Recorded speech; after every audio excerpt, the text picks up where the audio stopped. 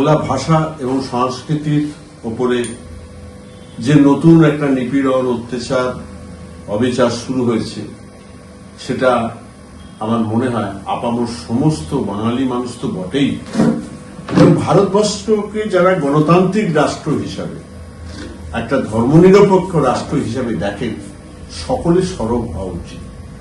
একটা বিষয় তো এখানে এসে পড়ছে, শুধু বাঙালি নয়, যারা বিজেপির ভোটার নয় তাদেরকে চিরতরে নাগরিকত্ব তাদের কেড়ে নাও, এই প্রবণতা একটা যত দিন যাচ্ছে পরিষ্কার হচ্ছে। ভোটার তালিকা তৈরির নামে যে প্রহসন, ভোটারদের সমস্ত অধিকার রক্ষা করার যাদের কর্তব্য, সেই নির্বাচন কমিশন নির্লজ্জ, পক্ষপাত দুষ্ট হয়ে কাজটা করছে।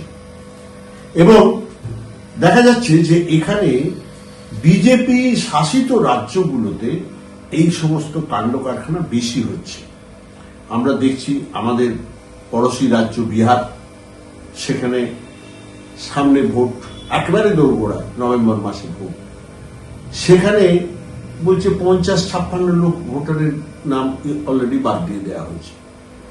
আমার কথা হচ্ছে 50-56 লক্ষ ভোটার যদি বাংলাদেশি হয়ে থাকে, বিদেশি নাগরিক হয়ে থাকে, তারা এত বছর ধরে আছে, তাদের ভোটার কার্ড হলো, তাদের আরো যে তোমাদের প্যান কার্ড, অন্যান্য যে সমস্ত পরিচয়পত্র রয়েছে সেগুলো হলো, আধার কার্ড হলো, তো এগুলো হয়ে গেল।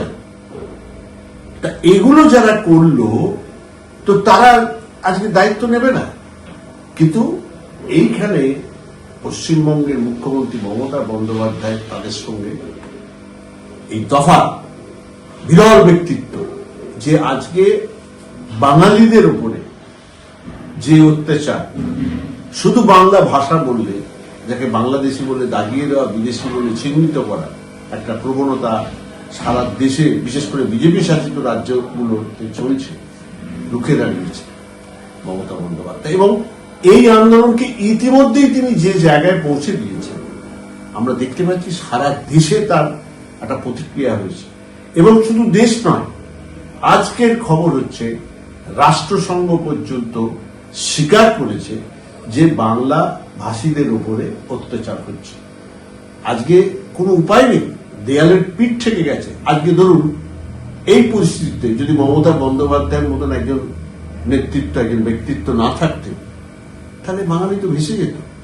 কিন্তু আজও এই বলিষ্ঠ প্রতিবাদ, লড়াই, যেটাকে জারি রেখেছেন মমতা বন্দ্যোপাধ্যায়, আমরা দেখতে পাচ্ছি যে কিছুটা হল প্রশাসন, নির্বাচন কমিশন, রাজনৈতিক দল, বিশেষ করে বিজেপি, একটু সমঝে তাদের চলতে হচ্ছে। কারণ এটা তারা জানে যে বাংলার মাটি দুর্জয় ঘাঁটি।